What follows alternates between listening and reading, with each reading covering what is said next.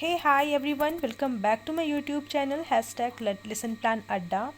सो आज मैं आपके लिए क्लास 10th का लेसन प्लान लेकर आई हूँ और विषय आज हमारा मैथ्स है और प्रकरण है हमारा वृत्तों से संबंधित क्षेत्रफल। और हमारा जो उप प्रकरण है आज का वो है त्रिज्या खंड के क्षेत्रफल। ठीक है। सो वीडियो को स्टार्ट करने से पहले आपसे रिक्वेस्ट है कि आप प्लीज़ वीडियो को लाइक शेयर और सब्सक्राइब करें, क्योंकि आपके सब्सक्रिप्शन से, आपके लाइक करने से मुझे मोटिवेशन मिलती है। So please don't forget to like share and subscribe. Okay. So चलिए बिना देर के स्टार्ट करते हैं। तो सबसे पहले जो है आज का जो हमारा टॉपिक है वो है त्रिज्या खंड का क्षेत्रफल। ठीक है। तो हम लिखेंगे सामान्य उद्देश्य। सामान्य उद्देश्य है, सामान्य उद्देश्य एज यूजुअल जो हम लिखते हैं कि जो गणित विषय से संबंधित है कि छात्र छात्रा तर्क शक्ति का विकास करना। दूसरा, छात्र छात्राओं में गणितीय ज्ञान से संबंधित छात्र में अनुशासन बनाए रखना। तीसरा है छात्र या छात्राओं में गणितीय ज्ञान से मूल्यों की प्राप्ति हेतु छात्रों में क्षमता उत्पन्न करना। और चौथा है गणितीय ज्ञान के प्रयोग करने का रुचि उत्पन्न करना। ठीक है। तो विशिष्ट उद्देश्य उसके बाद हम देखेंगे, क्योंकि टॉपिक है हमारा त्रिज्या खंड का क्षेत्रफल, तो उसी से रिलेटेड हमारा विशिष्ट उद्देश्य होगा कि त्रिज्या खंड में बच्चे क्या क्या सीखेंगे। तो क्या क्या सीखेंगे, पहला तो ये सीखेंगे कि छात्र या छात्रा त्रिज्या खंड किसको कहा जाता है जानेंगे। दूसरा, छात्र या छात्रा लघु तथा दीर्घ त्रिज्या खंड को भी समझेंगे। थर्ड है कि छात्र या छात्रा क्षेत्रफल क्या होता है ये समझेंगे। और फोर्थ है कि छात्र छात्रा त्रिज्या खंड का क्षेत्रफल कैसे निकाला जाता है ये जानेंगे। ठीक है। आगे हम देखेंगे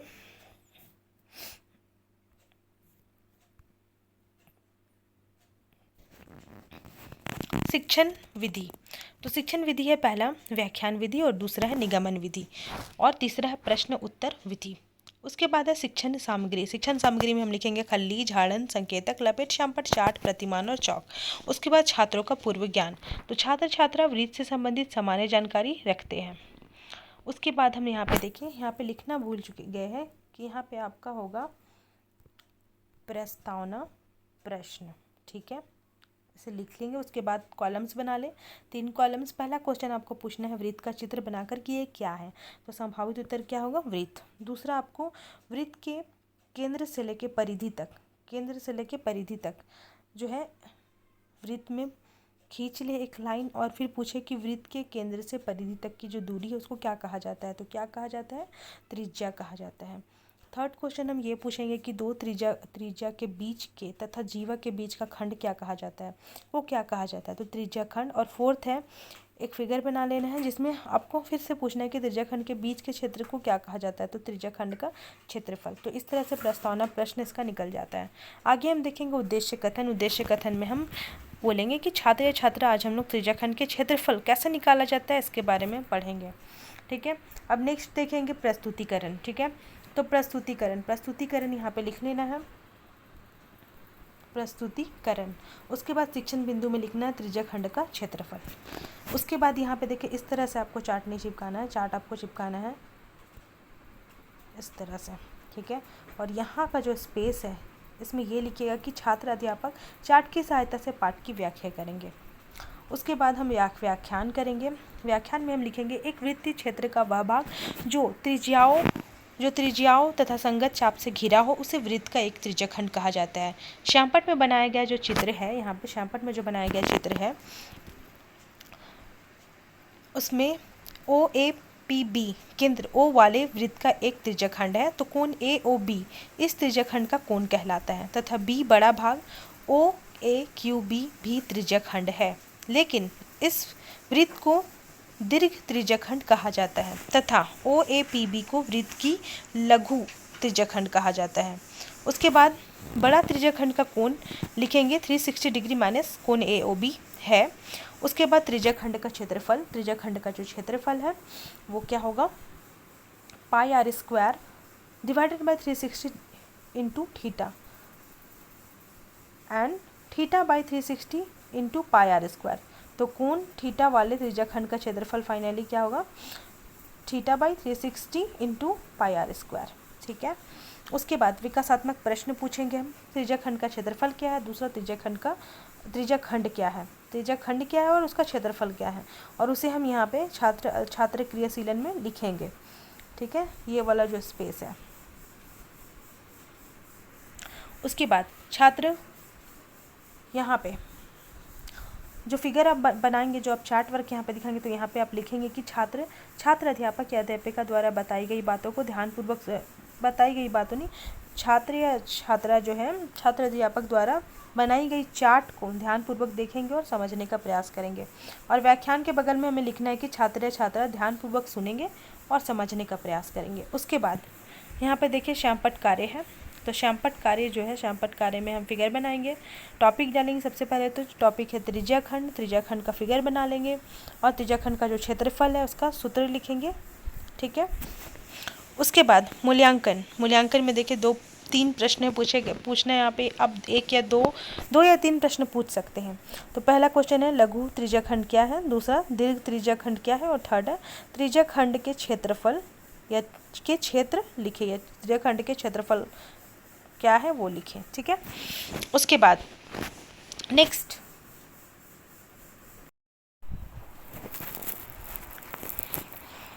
नेक्स्ट पेज में जो है, क्योंकि हमें लेसन प्लान में 2 एक्सप्लेनेशन कम से कम लिखना होता है, ठीक है। हमें तो ऐसा ही बताया गया कि 2 एक्सप्लेनेशन लिखना होता है, किसी जगह पे 1 एक्सप्लेनेशन भी लिखने को बताया जाता है, ठीक है। तो आप जहाँ पढ़ा रहे, जिस इंस्टीट्यूट में पढ़ रहे हैं, वहाँ जैसा भी बताया जा रहा है आप उसके अकॉर्डिंग कर सकते हैं ऐसा, ठीक है। तो शिक्षण बिंदु जो है सेकंड एक्सप्लेनेशन में जो है हम लिखेंगे वृत्तखंड का क्षेत्रफल, वृत्तखंड का क्षेत्रफल, ठीक है। उसके बाद यहाँ पे देखिए व्याख्यान लिखें। अब सवाल यह है कि त्रिज्याखंड की चाप कैसे निकालें। संपूर्ण वृत्त की लंबाई 2πr है, ठीक है। APB की अभिष्ट लंबाई θ/360 × 2πr प्राप्त करते हैं। अतः कोण थीटा बनाने वाले त्रिज्याखंड के संगत चाप की लंबाई θ/360 × 2πr। अब केंद्र O तथा त्रिज्या r वाले वृत्तखंड APB का क्षेत्रफल पर विचार करें। आगे देखिए कि वृत्तखंड APB का क्षेत्रफल इज इक्वल टू क्या होगा, त्रिज्याखंड OAPB का क्षेत्रफल माइनस OAB का क्षेत्रफल, ठीक है। उसके बाद इज इक्वल टू क्या होगा, θ/360 × πr² माइनस OAB का क्षेत्रफल, ठीक है। तो इस प्रकार हम लघु वृत्तखंड का जो क्षेत्रफल है वो निकाल सकते हैं। अब दीर्घ वृत्तखंड का क्षेत्रफल निकालने के लिए क्या करना पड़ेगा, πr² माइनस लघु वृत्तखंड का क्षेत्रफल, ठीक है। उसके बाद यहाँ पे छात्र संभावित उत्तर, यहाँ पे आप छात्र क्रियाशीलन भी लिख सकते हैं। उसमें हम लिखेंगे कि छात्र या छात्रा ध्यानपूर्वक सुनेंगे और समझने का प्रयास करेंगे। ये भी लिखेंगे कि छात्र जो है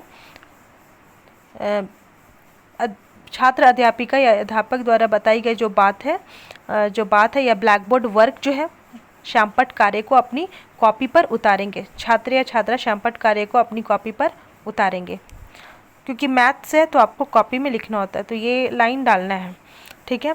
उसके बाद श्यामपट्ट कार्य में इस तरह से आपको दिखाना होगा।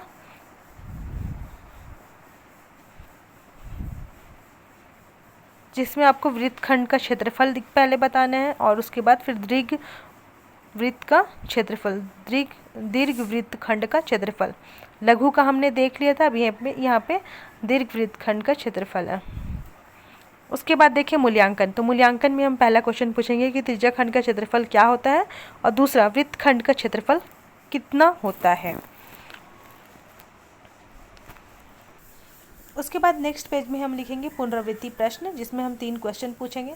पहला क्वेश्चन है वृत्तखंड का क्षेत्रफल क्या होता है, सेकंड क्वेश्चन है त्रिज्याखंड का क्षेत्रफल क्या होता है, एंड थर्ड है कि त्रिज्याखंड की चाप की लंबाई निकालने के लिए सूत्र बताएं। आप अपने अकॉर्डिंग भी यहाँ पे क्वेश्चन चेंज कर सकते हैं। उसके बाद है गृह कार्य, ठीक है। गृह कार्य जो है हमारा होगा, पहला क्वेश्चन हम लिखेंगे त्रिज्या 4 सेंटीमीटर वाले एक वृत्त के त्रिज्याखंड का क्षेत्रफल ज्ञात कीजिए जिसका एक कोण 30 डिग्री है, साथ ही साथ संगत दीर्घ त्रिज्याखंड का क्षेत्रफल प्राप्त करें। उसके बाद नेक्स्ट क्वेश्चन है कि 6 सेंटीमीटर त्रिज्या वाले एक त्रिज्याखंड का क्षेत्रफल ज्ञात कीजिए जिसका कोण 60 डिग्री है। तो इस तरह से आज का जो हमारा लेसन प्लान है वो यहीं पे एंड होता है। आज का जो हमारा टॉपिक था वो था त्रिज्याखंड का क्षेत्रफल। अगर ये वीडियो अच्छी लगी और आपके लिए यूज़फुल है, वो बेनिफिशियल हो, ठीक है, तो प्लीज़ लाइक शेयर और सब्सक्राइब करना ना भूलें। Thank you.